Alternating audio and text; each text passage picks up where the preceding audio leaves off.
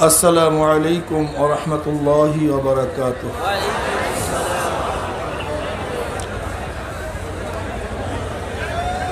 नहमदुहु व नसल्ली अला रसूलिहिल करीम।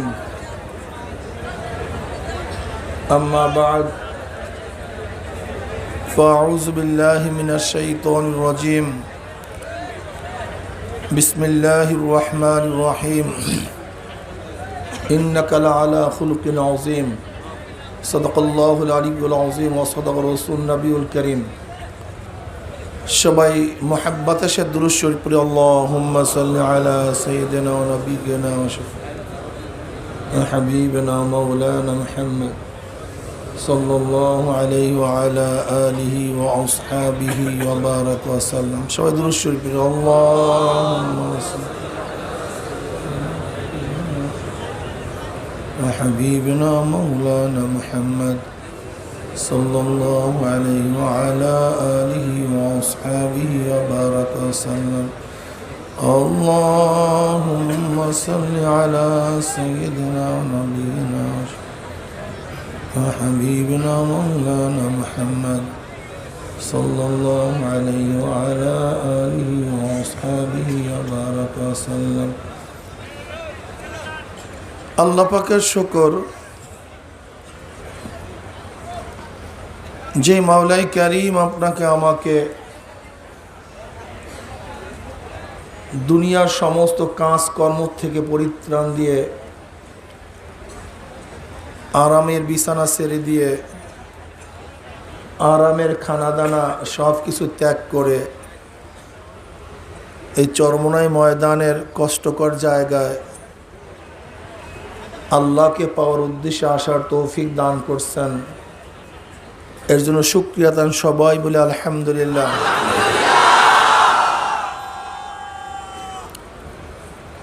এখানে আমরা আসছি আল্লাহকে পাওয়ার জন্য, হেদায়েত পাওয়ার জন্য। আল্লাহর কাছে দোয়া করি যেন আল্লাহ পাক রব্বুল আলামিন আমাদের সবাইকে পরিপূর্ণ হেদায়েত দান করেন। যারা আসছেন খুব খেয়াল রাখি সময় যেন বেহুদা না যায়। এখানে আসছি কিছু কামাই করার জন্য, ন্যাক কামাই করার জন্য। কাজী কোনো অবস্থাতেই যেন সময় বেহুদা না যায়। কমপক্ষে এই খেয়াল অবশ্যই রাখব 5 ওয়াক্ত নামাজ যেন তাকবীর উলার সাথে আদায় করতে পারি। কমপক্ষে এই খেয়াল করি যতদিন এখানে আসি আমার 1 ওয়াক্ত যেন তাকবীর উলা ফৌত না হয়, এই নিয়াত সবাই করে ফেলি। কি রাজি আছেন? আলহামদুলিল্লাহ। ব্যাস আজকের থেকে নিয়াত করলাম যে কমপক্ষে এখানে যতদিন আসি একদিন আমার জামাত তো তরক হবেই না, তাকবীর উলাও তরক হবে। আগের থেকে প্রস্তুতি গ্রহণ করি। যারা আসি নিয়াত করি, মেসওয়াক সহকারে উজু করি। মেসওয়াক এখন থেকে নিয়াত করি, মেসওয়াক সহকারে উজু করি। এখনই নিয়াত করি, পাগড়ি সহকারে নামাজ পড়ি, ঠিক না? এখনই নিয়াত করি বেহুদা কথাবার্তা না হয়, জিকির আজকার বেশি বেশি করি, সুন্নাত অনুযায়ী চলাফেরা করি। রাস্তার ডান দিকে হাঁটার অবস্থা আছে অলরেডি, কিন্তু আমি যেন ইচ্ছা করে বাম দিকে না হাঁটি, ডান দিক থেকে হাঁটার চেষ্টা করি। সুন্নাত মুআফিক আমরা যেন বাথরুম ব্যবহার করি। ইস্তেনজা যখন যাব বাম পাও দিয়ে ঢুকবো, দোয়া পড়িয়া ঢুকবো। যখন বের হব ডাইন পাও দিয়া বের হব, ঢিলা কুলুপ ব্যবহার করব। ইস্তেনজার যে সুন্নাত আছে সেই সুন্নাতগুলি পরিপূর্ণ পালন করি, পরিপূর্ণ। আগে আগে ঘুমায়া পড়ি যেন তাহাজ্জুদ নামাজ পড়তে পারি। আমরা সব সময় জিকির আজকার ফিকিরের মধ্যে চলার চেষ্টা করি। এক কথায় আমরা যেন সব সময় আমলের মধ্যে থাকতে পারি, এরকম একটা নিয়াত এখনই আমরা করে ফেলি। আল্লাহ আমাকে এবং আমাদের সবাইকে নিয়াত করার তৌফিক দান করেন। যাই হোক, আমি যে আয়াত শরীফ তেলাওয়াত করছি আল্লাহ পাক রব্বুল আলামিন দাবি করেন যে সরদার দো আলম আলাইহিস সালাতু ওয়াস সালামকে আল্লাহ পাক রব্বুল আলামিন সর্বোৎকৃষ্ট চরিত্র দিয়ে সৃষ্টি করেছেন। নবী আলাইহিস সালাতু ওয়াস সালামের চেয়ে চরিত্রবান, আদর্শবান, নীতিবান, ভালো আখলাকি অদ্বিতীয় কেউ নেই। অদ্বিতীয় নবী আলাইহিস সালাতু ওয়াস সালাম সর্বশ্রেষ্ঠ চরিত্রবান। কিন্তু বর্তমান জমানায় আল্লাহর নবীর দুশ্মনেরা নবী আলাইহিস সালাতু ওয়াস সালামের চরিত্রের উপরে বারবার আঘাত করতে চায়, বারবার। এর কারণটা কি? এর কারণ হলো, যখন যুক্তিতে কেউ না পারে, আদর্শে কেউ না পারে, নীতিতে কেউ না পারে, তখন তার উপরে সন্ত্রাসীভাবে বিজয় হওয়ার চেষ্টা করে। এটা হলো দুনিয়ার নিজাম, দুনিয়ার নিয়ম। গোটা দুনিয়ার মধ্যে সরদার দো আলম আলাইহিস সালাতু ওয়াস সালামের চেয়ে ভালো আখলাকি অন্য কেউ নাই, অন্য কোনো ধর্মপ্রধান নাই। বিধায়ী নবী আলাইহিস সালাতু ওয়াস সালামের চরিত্রের উপরে বারবার ওরা অবৈধভাবে আঘাত করতে চায়। এর মধ্যে একটা আঘাত করে তিনি টেররিস্ট ছিলেন, সন্ত্রাসী ছিলেন। জোরে বলেন না আউযুবিল্লাহ।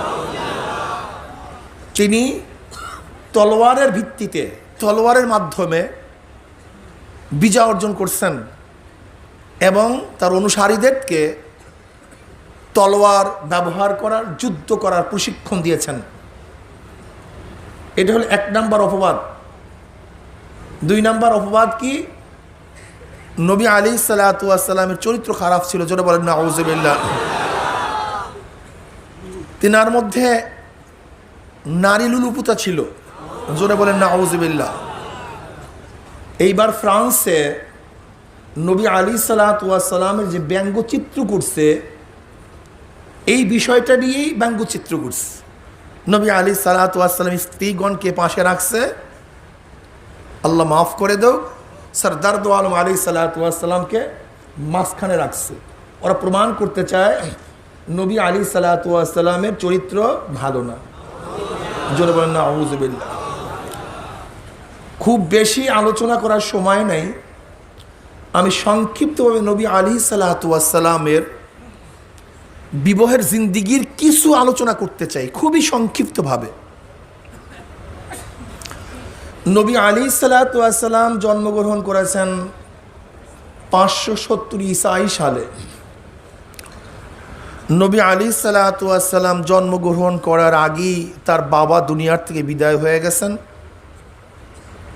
সরদার দো আলম আলাইহিস সালাতু ওয়াস সালাম বয়স যখন 6 বছর, তখন তেনার মাও দুনিয়ার থেকে বিদায় হয়ে গেছেন। তার বয়স যখন 8 বছর, আব্দুল মুত্তালিবও দুনিয়ার থেকে বিদায় হয়ে গেছেন। এতিম নবী সাল্লাল্লাহু আলাইহি ওয়াসাল্লাম খাজা আবু তালেবের ঘরে লালিত পালিত হইতেছিলেন। আব্দুল মুত্তালিব যখন দুনিয়ার থেকে বিদায় হয়ে যায়, তখন তার ছেলে আবু তালেবকে নবী আলাইহিস সালাতু ওয়াস সালাম ডাকলেন, বললেন, হে আমার ছেলে আবু তালেব, আমার কলিজার টুকরা, আমার নাতি মুহাম্মদ সাল্লাল্লাহু আলাইহি ওয়াসাল্লাম, ওর বাবাও নাই, মাও নাই, আমি ছিলাম, আমিও বিদায়ের পথে। সবাই ত্যাগ করলেও তুমি তাকে ত্যাগ করিও না, মোহাব্বত করিও, কাছে থাকিও। আবু তালেব এই নসিহত জীবনের শেষ মুহূর্ত পর্যন্ত পালন করছে। এমনকি নবী আলাইহিস সালাতু ওয়াস সালামকে যখন সবাই বয়কট করছে, কাফেররা, তখনও আবু তালেব নবী আলাইহিস সালাতু ওয়াস সালামের সাথিত্ব ছাড়েন নাই।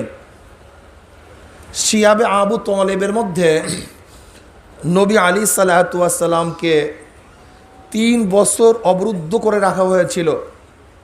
নবুয়াতের ৭ম বছর থেকে শুরু হয়েছিল। মুহররম মাসে অবরোধ শুরু। 3 বছর নবী আলাইহিস সালাম এবং বনু হাশেম এবং বনু জুহরার সাথে কেউ কথা বলতো না, লেনদেন করতো না, আদান প্রদান করতো না, তাদের সাথে কেউ বিবাহ বন্ধনে আবদ্ধ হইতো না, এক গ্লাস পানির ব্যবস্থা করতো না, বাজার সদাই করতো না, লেনদেন করতো না। তারা অবরুদ্ধ অবস্থায় ছিলেন 3 বছর। তাদের সাথে মহিলারাও ছিল, ছোট ছোট বাচ্চারাও ছিল। না খাওয়ার কারণে মহিলাদের স্তন্য শুকিয়ে গেছে।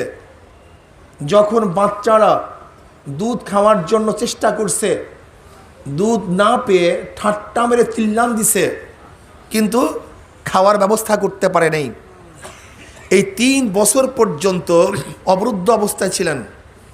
আমি প্রশ্ন করতে চাই, যারা নবী আলাইহিসসালামকে টেররিস্ট বলেন, সন্ত্রাসী বলেন, আমি ওই সমস্ত জাহেল জালেমদেরকে প্রশ্ন করতে চাই, নবী আলাইহিসসালামের কি দোষ ছিল যেই দোষের কারণে তার সাথে সম্পর্ক ছিন্ন করতে হবে, তাকে অবরুদ্ধ করতে হবে, জেলখানা আবদ্ধ করতে হবে, তাকে খানা পিনার থেকে মাহরুম করতে হবে? এই দোষটা কি ছিল? সেই দোষটা আমার কাছে প্লেস করো। এই জুলুম তার উপর কেন হবে? নবী আলাইহিসসালাম হেরেমের মধ্যে নামাজ রত অবস্থায় ছিলেন। আব্দুল্লাহ ইবনে মাসউদ রাদিয়াল্লাহু তাআলা রওয়ায়াত করেন, আবু জাহেল সহ তার সান্ডা পান্ডার এক কণায় বসা। এর মধ্যে আবু জাহেল প্রস্তাব করছে, কে আসো তোমাদের মধ্যে যে নবী আলাইহিসসালাম যখন সেজদায় পড়বে তখন তার মাথার উপরে, ঘাড়ের উপরে অমুক গোত্রের পচা উটের নাড়ি ভুড়ি কে চাপিয়ে দিতে পারবা? তোমাদের মধ্যে এমন কে আসো? এক জালেম সে উঠা বলতেছে, আমি পারবো। নবী আলাইহিসসালাম যখন সেজদার মধ্যে, তখন উটের পচা নাড়ি ভুড়ি নবী আলাইহিসসালামের ঘাড়ের উপরে চাপিয়ে দেওয়া হয়েছে। আব্দুল্লাহ ইবনে মাসউদ রাদিয়াল্লাহু তাআলা নিজে বলেন, আমি দেখতেছিলাম, আমার নবী ঘাড় তুলতে পারছিলেন না, কিন্তু সাহায্য করার ক্ষমতা আমার ছিল না, শুধু কাঁদতেই ছিলাম। কি করব? কি যেন ফাতেমা রাদিয়াল্লাহু তাআলা আনহার কাছে খবর দিয়েছে, তোমার আব্বার অবস্থা এরকম।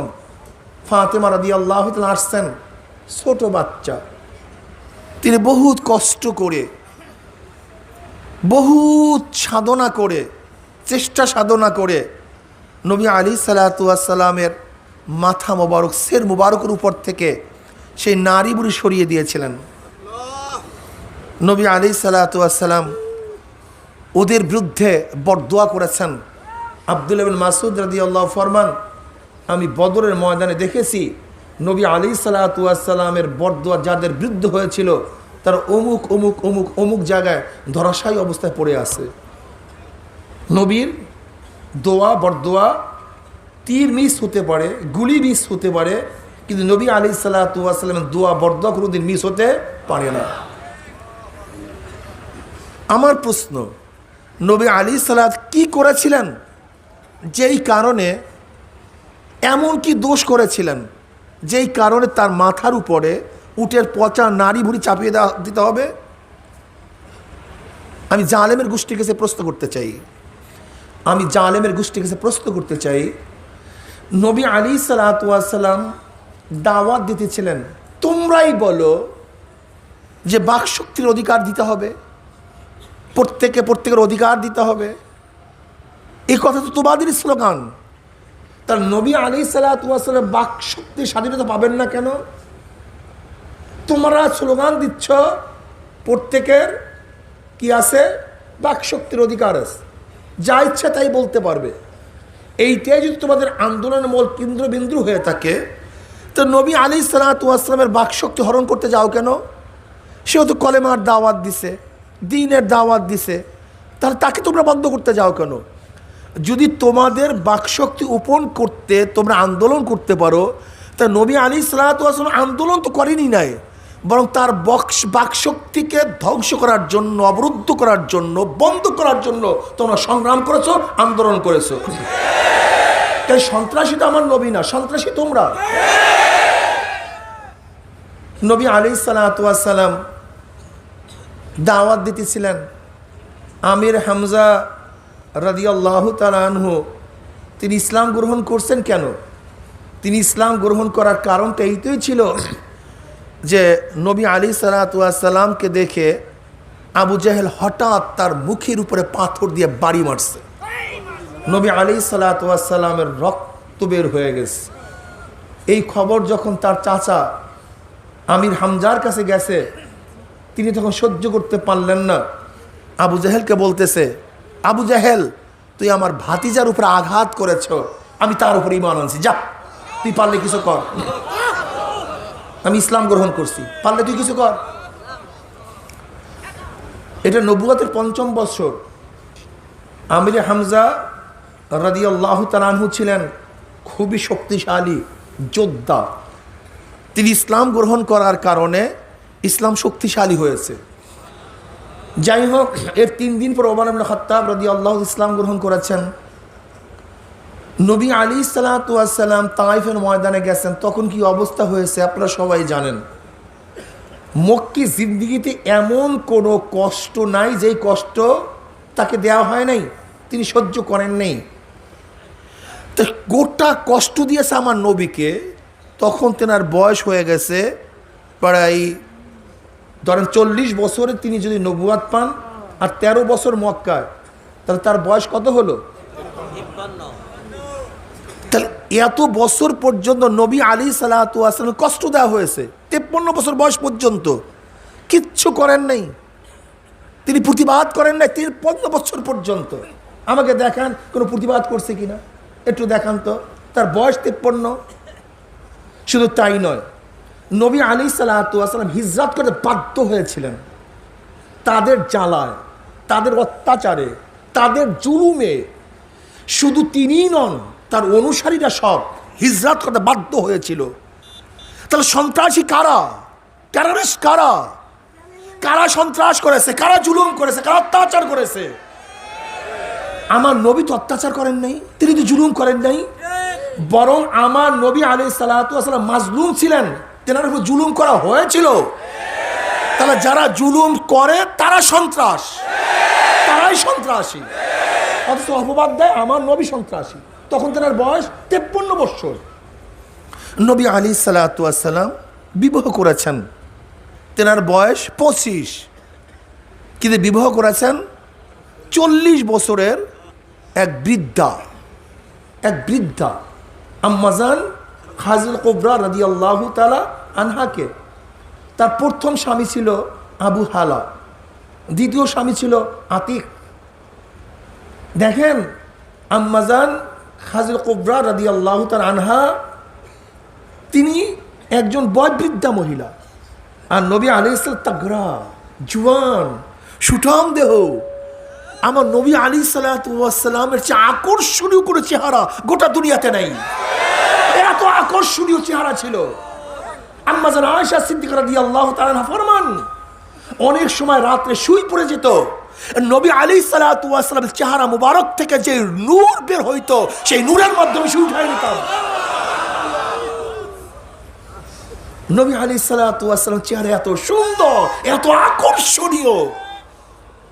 শামাইল তিরমিজির মধ্যে সরদার দো আলম আলাইহিস সালাতু ওয়াস সালামের চেহারা মুবারকের, শরীর মুবারকের, গঠন মুবারকের যে বর্ণনা দেওয়া হয়েছে চিন্তাই করা যায় না। এত সুঠাম দেহ বিশিষ্ট ছিলেন সরদার দো আলম আলাইহিস সালাতু ওয়াস সালাম। এত সুন্দর, সুদর্শন, আকর্ষণীয়, স্বাস্থ্যবান, শক্তিশালী এক যুবক ছিল। কোন কোন রওয়ায়াতের মধ্যে আসছে নবী আলাইহিস সালাতু ওয়াস সালামকে আল্লাহ পাক রব্বুল আলামিন 4000 মানুষের শক্তি দিয়েছিলেন। এত শক্তিশালী এক পুরুষ ছিলেন। অথচ তিনি বিয়ে করেছেন আম্মাজান খাদিজা কুবরা রাদিয়াল্লাহু আনহা, তার বয়স 40। জালেমের গোষ্ঠী, জাহেলের গোষ্ঠী। তোদেরকে প্রশ্ন করতে চাই, সরদার দো আলম আলাইহিস সালাতু ওয়াস সালাম যদি আল্লাহ না করুক চরিত্র খারাপ থাকতো, তা আম্মাজান, আমাদের আম্মাজান খাদিজা কুবরা রাদিয়াল্লাহু তাআলা আনহাকে বিবাহ করবেন কেন? হ্যাঁ, মেয়ের কি অভাব ছিল? সে কোরাইশি, সুঠাম দেহ বিশিষ্ট, ভদ্র বিশিষ্ট, তার সুনাম গোটা এলাকার মধ্যে ছড়িয়ে পড়ছে। তুমি কি জানো নবী আলাইহিস সালাতু বংশের অবস্থা কি? সেদিকে আমি যাব না। তা আম্মাজান আয়েশা, আম্মাজান খাদিজা কুবরা রাদিয়াল্লাহু তাআলা, তিনি ছিলেন 40 বছরের। তার প্রথম স্বামী ছিল আবু হালা, দ্বিতীয় স্বামী ছিল আতিক, আর তৃতীয় জনাব মুহাম্মদ রাসূলুল্লাহ সাল্লাল্লাহু আলাইহি ওয়াসাল্লাম। শুধু তাই নয়, খাদিজা কুবরা রাদিয়াল্লাহু তাআলা যতদিন জিন্দা ছিলেন ততদিন পর্যন্ত আমার নবী আলাইহিস সালাতু ওয়াস সালাম দ্বিতীয় কোন স্ত্রী গ্রহণ করেন নাই। তোদের জানা উচিত ইতিহাস, তোদের পড়াশোনা করা উচিত। আমার আম্মাজান, আমার শ্রদ্ধাভাজন আম্মাজান খাদিজা কুবরা রাদিয়াল্লাহু তাআলা আনহা যতদিন জিন্দা ছিলেন, সরদার দো আলম আলাইহিস সালাতু ওয়াস সালাম দ্বিতীয় কোন স্ত্রী গ্রহণ করেন নাই। এবং হযরত ইব্রাহিম রাদিয়াল্লাহু তাআলা আনহু ব্যতীত সমস্ত সন্তান জন্মগ্রহণ করেছে আম্মাজান খাদিজা কুবরা রাদিয়াল্লাহু তাআলার গর্ভেই। আম্মাজান খাদিজা কুবরা রাদিয়াল্লাহু তাআলা আনহা পঞ্চম নবুয়তের বছর অথবা সপ্তম নবুয়তের বছর দুনিয়া থেকে বিদায় হয়ে যান। তিনি দুনিয়ার থেকে বিদায় হয়ে যান। আম্মাজান আয়েশা, আম্মাজান খাদিজা কুবরা রাদিয়াল্লাহু তাআলা বিদায় হওয়ার পরে তার ছোট ছোট বাচ্চা কে দেখবে? 4 মেয়ে, 3 ছেলে ছিল, তার মধ্যে 2 ছেলেই হলো খাদিজা কুবরা রাদিয়াল্লাহু তাআলার ঘরে। তাদেরকে দেখবে কে? পালবে কে? আপনারা বলেন তো, এই বাচ্চাদেরকে ইহসান করার জন্য, তাদেরকে পালার জন্য, তাদেরকে দেখশুন করার জন্য কার প্রয়োজন আছে কি নাই? আপনারা সাক্ষী দেন। আমি জালেমদেরকে, জাহেলদেরকে প্রশ্ন করতে চাই, এই ছোট ছোট এতিম বাচ্চাদেরকে দেখার জন্য, পালার জন্য, রক্ষণাবেক্ষণ করার জন্য, খাওয়ার জন্য, পরাবার জন্য, পরনের জন্য কোন একজন মহিলার দরকার আছে কি নাই? জালেম জানো, নবী আলাইহিস সালাতু ওয়াস সালাম নিজের খায়েশাত পূর্ণ করার জন্য বিবাহ করেন নাই। আম্মাজান খাদিজা কুবরা রাদিয়াল্লাহু তাআলা বিদায় হওয়ার পরে আম্মাজান সাউদা রাদিয়াল্লাহু তাআলাকে বিবাহ করেছে। তিনি ছিলেন বৃদ্ধা, একজন বৃদ্ধা মহিলা, বয়স্ক মহিলা। তিনি ছিলেন বয়স্ক মহিলা, বিধবা, অনেক বয়স্ক। জালেম দেখো, নবী আলাইহিস সালাতু ওয়াস সালাম নিজের জন্য বিবাহ করেন নাই, বরং একজন বয়স্ক মহিলা বিবাহ করেছিলেন ছোট ছোট সন্তানদেরকে পালার জন্য। এটা কি তার ইনসাফ কি ইনসাফ না? এটা তার ইনসাফ কি ইনসাফ না? এইটাই তো ইনসাফের বড় প্রমাণ। নবী আলাইহিস সালাতু ওয়াস সালাম তাগড়া মানুষ, জুয়ান মানুষ, তার আত্মীয় স্বজন, পরিবার পরিজন চিন্তা করতেছে, সাউদা তো বুড়া, একেবারেই বুড়া, সে কয়েকদিনের মেহমান, তার জন্য বিবির প্রয়োজন। সবাই বুঝতেছে। এমনকি আবু বকর সিদ্দিক রাদিয়াল্লাহু তাআলা আনহু, যিনি নবী আলাইহিস সালাতু ওয়াস সালামের সাথী ছিলেন, সব সময় সাথী, যখন সবাই বয়কট করেছে তখন আবু বকর রাদিয়াল্লাহু তাআলা তাকে আগলি নিয়েছেন।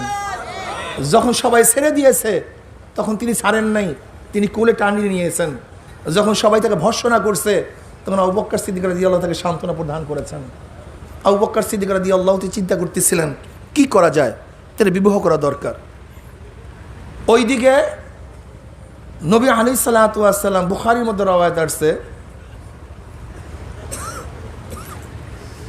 স্বপ্ন দেখলেন এক আগন্তুক। আম্মাজান আয়েশা সিদ্দিকা রাদিয়াল্লাহু তাআলা আনহার থেকে রওয়ায়াত আছে। কি স্বপ্ন দেখলেন? এক আগন্তুক রেশমি পেঁচানো একজনকে নিয়ে আসছেন নবী আলাইহিস সালাতু ওয়াস সালামের নিকটে। এবার বললেন, নবী আলাইহিস সালাতু ওয়াস সালাম, আপনি চেহারার থেকে কাপড় হটিয়ে দেন। কাপড় হটিয়ে দেওয়া হইল, দেখে আয়েশার চেহারা। যেহেতু নবী আলাইহিসসালাতু ওয়াসসালামের সবচেয়ে বেশি চলাফেরা ছিল হযরত আবু বকর সিদ্দিক রাদিয়াল্লাহু তাআলার ঘরে। তিনি আয়েশাকে চিনতেন, কিন্তু তিনি তো ছোট, তিনি কোনো চিন্তা করলেন না। আর যেহেতু নবীদের স্বপ্ন ওহী, নবীদের স্বপ্নও কি ওহী, আগন্তুক চলে গেছেন, আবারও আসছে, সেই রেশমি রুমাল মুড়ানো, বললেন আপনার চেহারা উন্মোচন করেন। উন্মোচন করা হলো, দেখে আয়েশার চেহারা, এবং তিনি বললেন আপনার স্ত্রী। তখন নবী আলাইহিস সালাতু কি বলেন, ইয়াকুন হাযা মিন ইনদিল্লাহি ইউমজিহি, যদি আল্লাহর তরফ থেকে হয় তা আল্লাহ পাক ফয়সালা করে দিবে, ব্যবস্থা করে দিবে, এর সত্যতা প্রমাণ করবেন। কিন্তু তিনি চিন্তা করতেছেন সে তো ছোট বাচ্চা, এটা হয় কিভাবে। এর জন্য বলছেন ইয়াকুন হাযা মিন ইনদিল্লাহি ইউমজিহি, যদি এটা আল্লাহর তরফ থেকে হয় তাহলে আল্লাহ পাক কি করবেন, এটা সত্যতা প্রমাণ করবেন, ফয়সালা করে দিবেন, তিনিই ব্যবস্থা করে দিবেন। ওদিকে আবু বকর সিদ্দিক রাদিয়াল্লাহু তাআলা তিনি চিন্তা করতেছেন যে আমার সাথীর তো বিবাহর প্রয়োজন, লেকিন আমার তো অন্য কোনো মেয়েও নাই, আয়েশা তো ছোট, আমি কি করি, বড় তো বিয়ে নেই, আর আয়েশাকে বিবাহ দেওয়ার মতো বয়সও নেই। ওইদিকে আল্লাহ পাক রব্বুল আলামিন ফয়সালা করেছেন আয়েশার সাথে তার বিবাহের। এই আয়েশার বিবাহ নিজের ইচ্ছা হয় নাই, আয়েশার বিবাহের রায়বার ছিল খোদ আল্লাহ পাক নিজে। আয়েশার বিবাহের রায়বার ছিল কে? খোদ আল্লাহ পাক নিজে। কেন করিয়েছেন সেই বিষয়ে বলতেছি। নবী আলাইহিসসালাতু ওয়াসসালামের সাথে আম্মাজান আয়েশা সিদ্দিকা রাদিয়াল্লাহু তাআলা আনহার বিবাহ বন্ধন আরববদ্ধ করেছেন তিনি নিজে না, হযরত আবু বকর সিদ্দিক রাদিয়াল্লাহু তাআলা নিজের তরফ থেকে নবীকে প্রস্তাব দিয়েছেন, আপনার খেদমতের প্রয়োজন, কাজে আমার কন্যাকে আপনার সাথে বিবাহ দিতে চাই, বিবাহ বন্ধনে আবদ্ধ করতে চাই। ওই সময় ছোট বিবাহ নাজায়েজের কিছু ছিল না, এরকম লক্ষ কোটি ছোট ছোট বিবাহ হইতো। আমাদের দেশে বুড়ি 50 বছর আগে হাজারো বড়দের সাথে ছোটদের বিবাহ হইতো, তখন তারা ছোট বাচ্চা ছিল, বাচ্চা থাকতো, যখন মেয়েরা বড় হইতো তখন স্বামীর ঘরে যাইত। এর রসম তো গোটা দুনিয়ার মধ্যে এখনো ভুড়ি ভুড়ি ভুড়ি ভুড়ি আমাদের দেশেও আছে, সেই দেশেও আছে, আমাদের দেশেও আছে, গোটা দুনিয়ার মধ্যে আছে। কি কথা ঠিক না? নবী আলাইহিসসালাতু ওয়াসসালামের সাথে বিবাহ বন্ধনের প্রস্তাব দিয়েছিলেন খোদ আয়েশার আব্বা নিজে। তাহলে আমার নবীর দোষটা কোথায়? আর এর রায়বারি করতেছেন খোদ আল্লাহ। আবু বকরের মনের মধ্যে এই প্রস্তাবের অনুভূতি সৃষ্টি করেছেন খোদ আল্লাহ। এটা ফিরাবার ক্ষমতা কার? ফিরাবার ক্ষমতা কার নেই। কি কথা ঠিক না? আম্মাজান আয়েশা সিদ্দিকা রাদিয়াল্লাহু তাআলাকে বিবাহ দিয়েছেন, তিনি তখন ছোট, কই ঘরে তো যান নাই। আম্মাজান আয়েশা তো তার বাসায় ছিলেন, তার বাবার ঘরেই ছিলেন। কি কথা ঠিক না?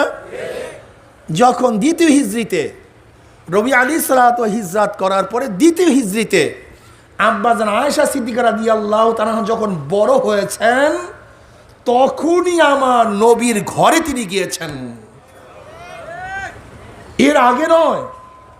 এবার বলো, নবী আলাইহিসসালাতু ওয়াসসালামের সাথে আম্মাজান আয়েশা সিদ্দিকা রাদিয়াল্লাহু তাআলার বিবাহ বন্ধন আবদ্ধের কারণটা কি? এর কারণ হলো নবী আলাইহিসসালাতু দুনিয়াতে আসছেন কেন, যেন আসার কারণটা কি? নবী আলাইহিসসালাতু ওয়াসসালাম আসছেন দুনিয়াতে রিসালাতের দায়িত্ব পালন করার জন্য, নবুয়তের দায়িত্ব পালন করার জন্য, শরিয়াতকে প্রচার প্রসার করার জন্য। আর নবী আলাইহিসসালাতু ওয়াসসালামের দুইটা দিক, একটা হলো ভিতরগত দিক, বাহিরের দিক। তিনি ঘরের মধ্যেও থাকতেন, বাহিরেও থাকতেন। এই দিক থেকে দুই ভাগ, ভিতর বাহির। ভিতরের নবী আলাইহিসসালাতু ওয়াসসালাম কাজকর্ম, চলাফেরা, উঠা বসা, যেহেতু নবীর প্রত্যেকটা কথা এবং কাজ শরীয়ত, প্রত্যেকটা কথা এবং কাজ যা বলবেন যা করবেন সবই শরীয়ত। কাজে ভিতরের এই কাজগুলি কথাগুলি শুনবে কে, দেখবে কে, আমাকে বলেন তো। অথচ আমরা যখন ঘরে থাকব, ভিতরে থাকব, আমরা কিভাবে ভিতরে চলবো, কিভাবে ব্যবহার করব, আচরণ করব, এই ব্যাপারে শরীয়তে নিদর্শন আছে কি নাই? সেটা শিখবেন কিভাবে, জানবেন কিভাবে? সেখানে তো পুরুষ যেতে পারে না, সেখানে তো কোনো অন্য ব্যক্তিরা যেতে পারে না। অন্য কোনো মহিলার থাকলেও যদি তীক্ষ্ণ মেধা এবং জ্ঞান সম্পূর্ণ কোনো মেয়ে না হয়, মহিলা না হয়, তাহলে এটা অনুধাবন করবি কিভাবে, বুঝবি কিভাবে? আমাকে বলেন তো। বলার কোনো বুঝার কোনো উপায় আছে? আপনাদের যুক্তি কি? এখন ভিতরগত অবস্থা দেখার জন্য কমপক্ষে এমন একজনের দরকার যে সব সময় নবীর সাথে থাকতে পারে এবং নবীর কথা এবং কর্ম বুঝতে পারে। কি একজনের প্রয়োজন আছে কি নেই? আপনারা কি বলেন? নবী বাদ দেন, যদি কোনো ব্যক্তির ভিতরগত কোনো জিনিস বুঝার জন্য আমাদের প্রয়োজন হয়, তখন তার সাথে এমন এক ব্যক্তিকে দেওয়া উচিত যে ব্যক্তি যার বিষয় জানতে চাই তার সমস্ত বিষয়গুলির জন্য একেবারে নিরঙ্কুশভাবে আমাদের কাছে পেশ করতে পারে। এরকম একজনের দরকার আছে কি নেই? এ ব্যাপারে আমরা সবাই একমত।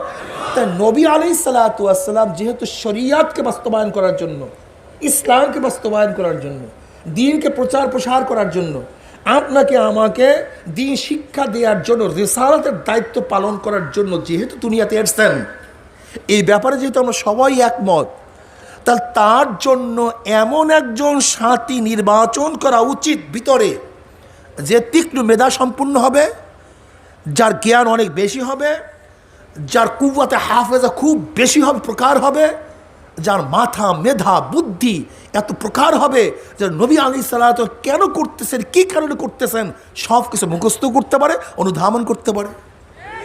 দরকার আছে কি নেই? এর জন্যই আল্লাহ পাক রব্বুল আলামিন আম্মা জান আয়েশার মতো একজন মহিলা আমার নবীর জন্য এর জন্য করছেন যে আল্লাহ পাক রব্বুল আলামিন জন্মগতভাবেই আয়েশার মধ্যে এরকম জ্ঞান দান করছেন। নবী আলাইহিস সালাতু কি বলেন? আয়েশার থেকে দিনের অর্ধেক শিক্ষা গ্রহণ করো। দিনের অর্ধেক শিক্ষা গ্রহণ কার থেকে? আয়েশার থেকে।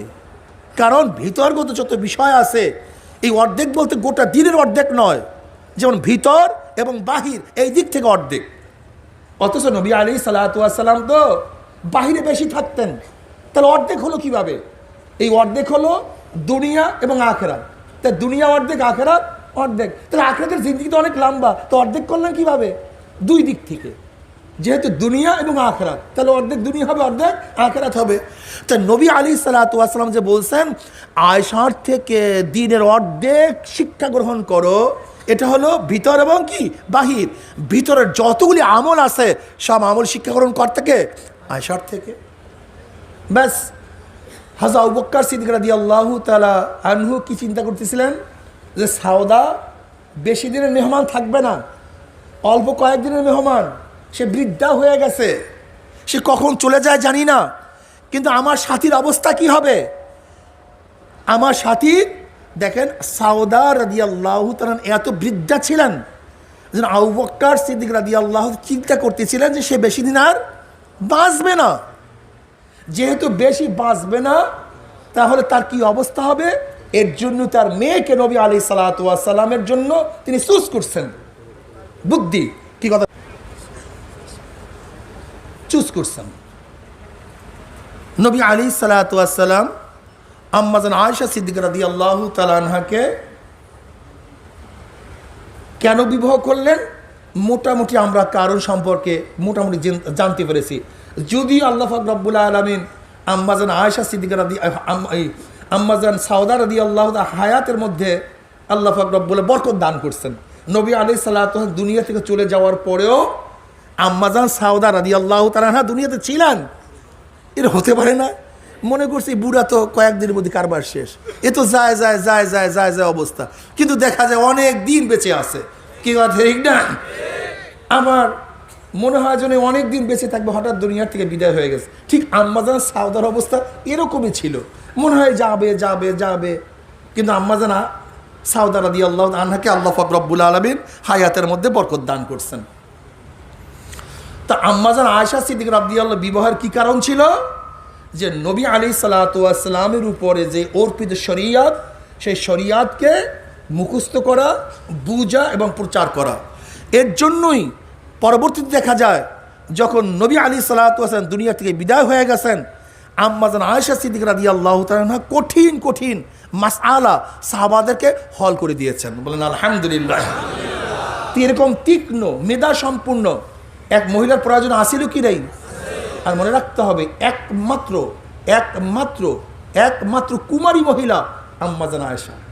এছাড়া নবী আলাইহিস সালামের স্ত্রীদের মধ্যে আর একজনও কুমারী ছিলেন না, একজনও কুমারী ছিলেন না। এবার আসুন, নবী আলাইহিস সালামের 8 বছর আগ পর্যন্ত দুনিয়ার থেকে বিদায় হওয়ার মাত্র 8 বছরের মধ্যে আর কয়েকজন নারী তার স্ত্রী। এর আগে মাত্র 2 জন স্ত্রী একত্রিত হয়েছে তার ঘরে। নবী আলাইহিস সালামের দ্বিতীয় হিজরিতে তার ঘরে কয়জন স্ত্রী? এর আগ পর্যন্ত একজন। খাদিজা কুবরা রাদিয়াল্লাহু তাআলা যখন ছিলেন একজন, যখন সাউদা রাদিয়াল্লাহু তাআলা ছিলেন তখনও একজন। দ্বিতীয় হিজরিতে নবী আলাইহিস সালামের ঘরে আসেন কে? আম্মা জান আয়েশা রাদিয়াল্লাহু তাআলা আনহা। আর আগে ছিলেন সাউদা রাদিয়াল্লাহু তাআলা, তিনি কি বয় বৃদ্ধা, তিনি ছিলেন বয় বৃদ্ধা। একমাত্র কুমারী নারী নবী আলাইহিস সালামের ঘরে একজনই ছিলেন। আর সাউদা রাদিয়াল্লাহু তাআলা স্ত্রী হিসাবে ছিলেন, কিন্তু তিনি ছিলেন অতিশয় বৃদ্ধা, ঠিক না? তাহলে এরপর আমি জানেন থেকে বলতে চাই, দ্বিতীয় হিজরি আর নবী আলাইহিস সালাম দুনিয়ার থেকে বিদায় হয়ে গেছেন 11 হিজরিতে। কি কথা ঠিক না? তা নবী আলাইহিস সালাম দ্বিতীয় হিজরি পরে বাঁচছেন মাত্র 8 বছর। কয় বছর? তাহলে দেখেন বাকি সব স্ত্রী ছিল এই 8 বছরের মধ্যে। কারণটা কি?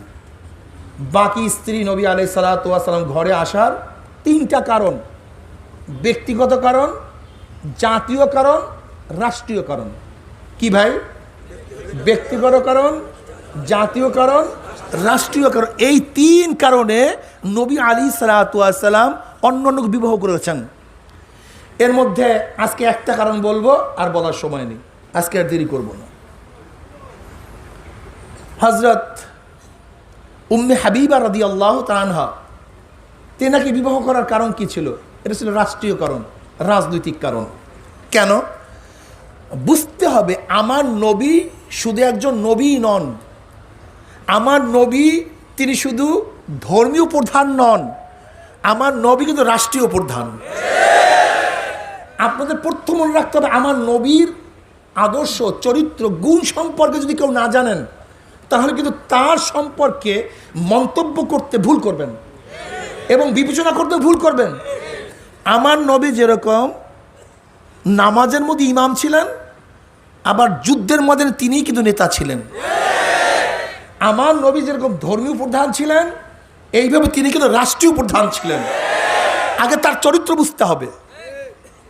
এর জন্য একজন যোদ্ধা যুদ্ধের কৌশল কিভাবে করতে হয় এটা তিনিই করবেন।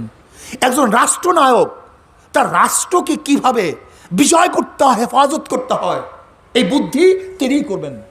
যেহেতু তিনি রাষ্ট্রনায়ক ছিলেন, মদিনার তিনি প্রধান ছিলেন, ইসলামিক স্টেটে তিনি প্রধান ছিলেন, বাহিরগত বহুত হামলা তার উপর আসতেছে, বহির্গত হামলা কীভাবে প্রতিরোধ করবেন, এই বুদ্ধি বিবেচনা কৌশল কে আবিষ্কার করবেন? জনাবে মুহাম্মদ রাসূলুল্লাহ সাল্লাল্লাহু আলাইহি ওয়াসাল্লাম। যেহেতু নবী আলাইহিস সালাম রাষ্ট্রপ্রধান ছিলেন, একজন মুজাহিদ ছিলেন, একজন চিফ অফ চিফ ছিলেন, সেনাপতি প্রধান ছিলেন, কাজে রাষ্ট্রীয় চিন্তা তার করার দরকার আছে কি না আপনারা বলেন? আপনাদের বিবেক কি বলে? এখন দেখেন তো, আবু জাহেল যখন দ্বিতীয় হিজরিতে বদরের ময়দানে দুনিয়ার থেকে বিদায় হয়ে জাহান্নামে চলে গেছে, এর পরবর্তীতে যতগুলি যুদ্ধ পরিচালিত হয়েছে, মদিনা আক্রমণ করছে, সব হলো আবু সুফিয়ানের নেতৃত্বে। আবু সুফিয়ান পরবর্তীতে ফতে মক্কার সব ইসলাম গ্রহণ করেছেন রাদিয়াল্লাহু তাআলা আনহু। সমস্ত ওহুদের যুদ্ধের নেতৃত্ব দিয়েছে আবু সুফিয়ান। গজওয়ে আহজাব, খন্দকের যুদ্ধের নেতৃত্ব দিয়েছে আবু সুফিয়ান। যতগুলি যুদ্ধ হয়েছে সমস্ত যুদ্ধের নেতা ছিল আবু সুফিয়ান। আম্মাজান উম্মে হাবিবা রাদিয়াল্লাহু তাআলা আনহা ইসলামের প্রথম যুগেই ইসলাম গ্রহণ করে আবুসিনিয়ায় তিনি চলে যান, হাফসা চলে যান। নবী আলাইহিস সালামের কাছে খবর আসছে তার স্বামী ইন্তেকাল করেছে। নবী আলাইহিস সালাম খুব বিচক্ষণ ছিলেন, তিনি চিন্তা করছেন এই সুযোগ ছাড়া যাবে না। অমনি এক অফ পাঠাইছেন নাজ্জাশীর কাছে যে উম্মে হাবিবাকে আমি বিবাহ করতে চাই, উম্মে হাবিবাকে আমি বিবাহ করতে চাই। নাজ্জাশী খুবই খুশি হয়েছেন। নাজ্জাশী উম্মে হাবিবাকে এই প্রস্তাব দেওয়ার সাথে সাথে উম্মে হাবিবার খুশির কোনো শেষ নাই, কোনো সীমা নাই। সে চিন্তাই করতে পারে নাই আসমানের চাঁদটা তার কোলে চলে আসতে আছে। গোটা দুনিয়ার সর্বশ্রেষ্ঠ, আল্লাহর পরে সর্বশ্রেষ্ঠ ব্যক্তি তার কোলে চলে আসতেছে, এর চেয়ে বড় আনন্দের বিষয় আর কিছু হতে পারে না। উম্মে হাবিবা রাজি তো হনই নাই, বরং খুশিতে মাতোয়ারা। নাজ্জাশী উকিল হিসাবে নবী আলাইহিস সালামের সাথে বিবাহ পড়িয়ে দিলেন, মহারানা নিজের তরফ থেকে আদায় করলেন এবং তিনি বললেন নবীদের বিবাহের পরে মিষ্টির ব্যবস্থা করতে হয়। নাজ্জাশী নিজেই মিষ্টির ব্যবস্থা করলেন এবং উম্মে হাবিবা রাদিয়াল্লাহু তাআলা আনহাকে তাদের সাথে মদিনায় প্রেরণ করার সময় অনেকগুলো উপঢৌকন দিয়ে দিয়েছেন, যেহেতু নবীর বিবাহ, কাজে উপঢৌকন দিয়ে যাও। আম্মাজান উম্মে হাবিবা রাদিয়াল্লাহু তাআলা আনহাকে মদিনায় নিয়ে আসছেন। এই খবর